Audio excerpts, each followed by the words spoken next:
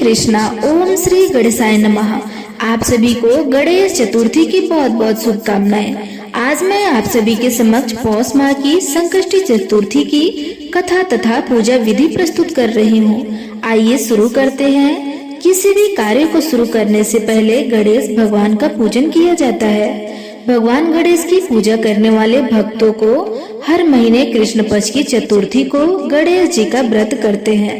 इस व्रत को संकष्टी चतुर्थी का व्रत कहा जाता है। संकष्टी का अर्थ होता है मुसीबतों से मुक्ति। जीवन में आ रही परेशानियों से छुटकारा पाने के लिए संकष्टी चतुर्थी के दिन विधि विधान से गणेश भगवान की पूजा करने तथा संकष्टी चतुर्थी की कथा सुनने को खोया हुआ मान सम्मान तथा धन वैभव आदि प्राप्त हो जाते हैं और व्रत करने वाले आनंदमयी जीवन व्यतीत करते हैं। हर माह की संकष्टी चतुर्थी के दिन गणेश भगवान के एक विशेष रूप की पूजा की जाती है। उस माह के संकष्टी को अखुरट संकष्टी चतुर्थी के रूप में भी जाना जाता है। इस दिन गणेश जी के अखुरित महागणपति रूप की पूजा की जाती है। अखुरत का अर्थ होता है जिसके पास सारथी के रूप में उनका सवारी यानी मूषक हो। ये सुनते हैं संकष्टी चतुर्थी की कथा। एक बार प्रेम से बोलिए गणेश भगवान की जय। एक समय की बात है, राजा बलि संध्या पूजन के लिए जा रहे थे तो आकाश मार्ग से नारद मुनि वहां से गुजर रहे थे। बाली ने नारद मुनि को प्रणाम करके उनसे पूछा कि आप कहाँ जा रहे हो। तब नारद ने बताया कि लंकापति रावण ने देवराज इंद्र को परास्त करने के उपलक्ष्य में राजा भोज का आयोजन किया है, इसलिए वह लंका जा रहे हैं। कुछ देर के बाद नारद मुनि ने चुटकी लेते हुए कहा, अब तो पूरे ब्रह्मांड में केवल रावण का ही आधिपत्य और सारे प्राणी यहाँ तक कि देवतागण भी उससे ही शीश नवाते हैं। नारद की ऐसी बातें सुनकर राजा बलि ने कहा, हे मुनिवर, रावण ने अपने वर्तमान और अपनी सेना का प्रयोग करके उन लोगों को दबाया है जो निर्बल है, लेकिन मैं आपको बता दूं, मैं उनमें से कदापि नहीं हूँ। यदि आप चाहो तो आप यह बात रावण को स्पष्ट कर दे कि नारद जी ने लंका पहुंचकर राजा बलि द्वारा कही गई बात रावण को बढ़ा चढ़ाकर बताई, जिसे सुनकर रावण को क्रोध आ गया। उसने अपनी सेना को युद्ध के लिए तैयार होने का आदेश दे दिया। इस पर नारद मुनि ने रावण की चुटकी लेते हुए कहा, एक वानर के लिए यदि आप पूरी सेना लेकर जाओगे तो यह आपके सम्मान के लिए उचित नहीं होगा। ऐसे में रावण ने बाली से अकेले ही लड़ने की ठान ली और वह पुष्पक विमान में बैठकर राजा बलि के पास पहुंच गया। रावण ने संध्या करते हुए बाली को पीछे से पकड़ लिया। इससे राजा बलि को गुस्सा आ गया।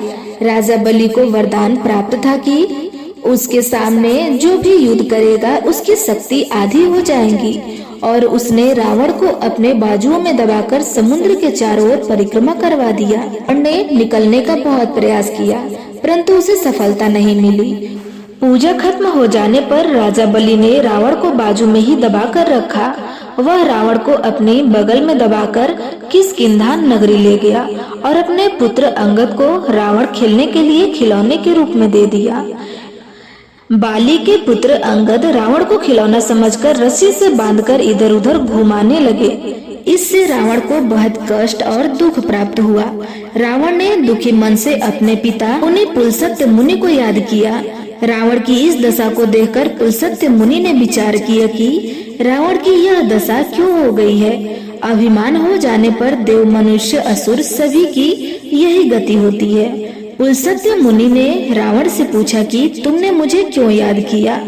तब रावण बोला, हे पितामह, मैं बहुत दुखी हूँ। यहाँ के नगरवासी मुझे धिक्कारते हैं, आप मेरी रक्षा करें। रावण के मुख से ऐसे वचनों को सुनकर पुलस्त्य मुनि बोले, तुम डरो नहीं, तुम इस बंधन से जल्दी मुक्त हो जाओगे।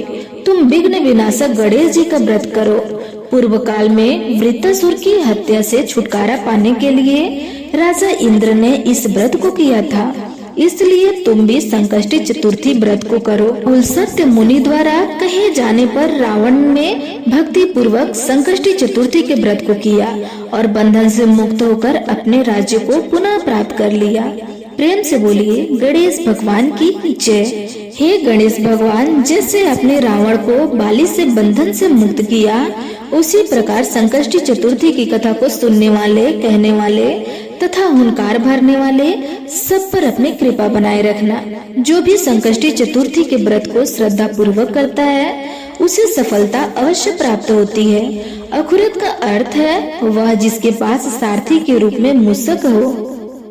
प्रिय श्रोताओं, अब आइए सुनते हैं कैसे गणेश भगवान ने भयंकर राक्षस को हराकर उसे मुक्ति प्रदान करने के लिए मूषक के रूप में अपना वाहन बनाया।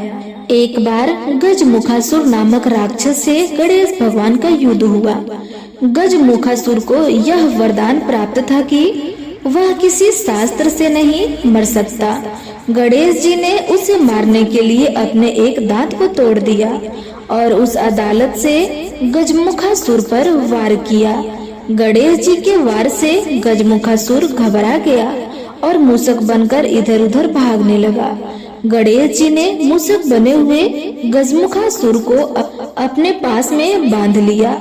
गजमुखासुर गणेश भगवान से क्षमा मांगने लगा। तब गणेश भगवान ने गजमुखासुर को अपना वाहन बनाकर उसे जीवन दान दिया। इस प्रकार संकष्टी चतुर्थी की कथा पूर्ण हुई। अब आइए शुरू करते हैं संकष्टी चतुर्थी की पूजा विधि। संकष्टी चतुर्थी के दिन सुबह स्नान आदि से निर्मित होकर स्वच्छ वस्त्र धारण करें। यदि संभव हो तो पीले रंग के वस्त्र धारण करें। सबसे पहले एक चौकी ले, उस पर गंगा जल छिड़क कर उसे पवित्र कर ले। वह पीले रंग का कपड़ा बिछाकर उस चौकी पर गणेश भगवान की प्रतिमा को स्थापित करे।